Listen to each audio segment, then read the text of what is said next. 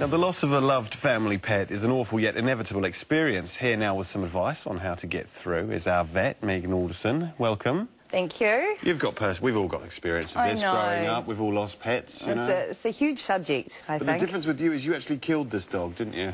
Yes, I did. Yeah. You know, so, yeah, it's been tough, yeah. You know, Kerry, this is my loved family dog, and, yeah, so basically what happened is I gave her the wrong bone that day. Have you ever heard of a dog choking on a bone? Well, this one did. Oh. And there was 4 vets in the house at the time. She a boxer? Yeah, she was well, we call her a hyena cross. You know, she was a rescue boxer. She had 2 broken front legs and 2 bad back legs. That's our specialty. Yeah, she died suddenly, and yeah, here we are, sort of 5 Christmases later, and still trying to get over it. Well, I mean, fuck, blimey. I know. Nowadays, the writing is normally on the wall, so as pets get older, you know, except for trauma for an accident or something, they start to lose their appetite, and you know it's in the post. How can you prepare yourself? Well, that's what I'm here to talk about today. I think it's a really tough subject, you know, and it's something I have to go through all the time with my clients. And the big question always is when, and everyone's got advice about it. So all the family members are telling them, you know, do it now, you know, she's obviously past her use-by date. But it's very important for family, you know, the close relationship that we have with our special pets, that you do it at the right time for yourself.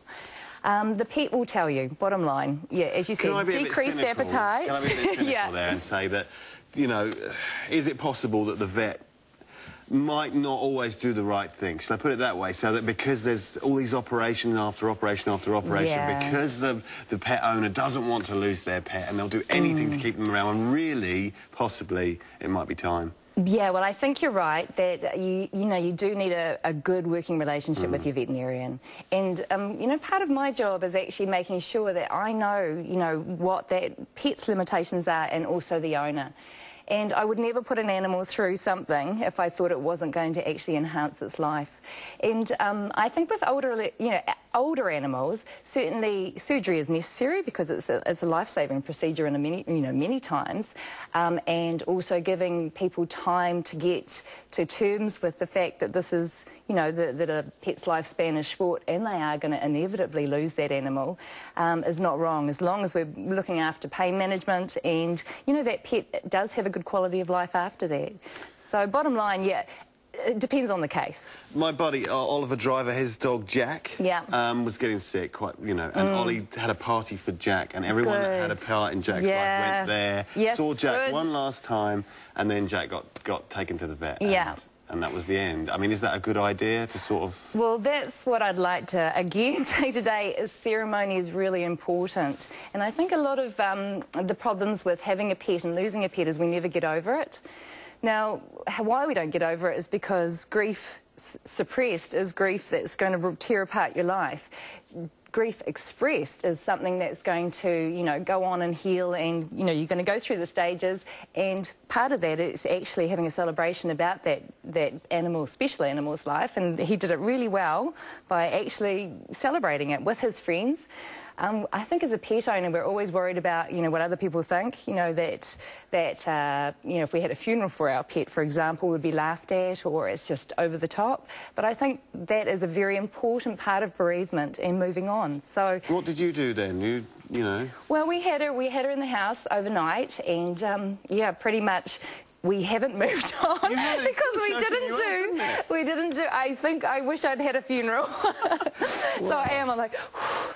But next time I will. You know, for Sydney I will. And I think it's really important for people to actually celebrate life rather than, you know, just have to deal with the obvious, put it in a box and that's it. It's a bit of a taboo subject. One of my neighbours, Danny, he's a builder, and he took his dog to work every single day in his van. Absolutely. And his dog died, and he's just like a man that's just lost half of himself. You exactly. know?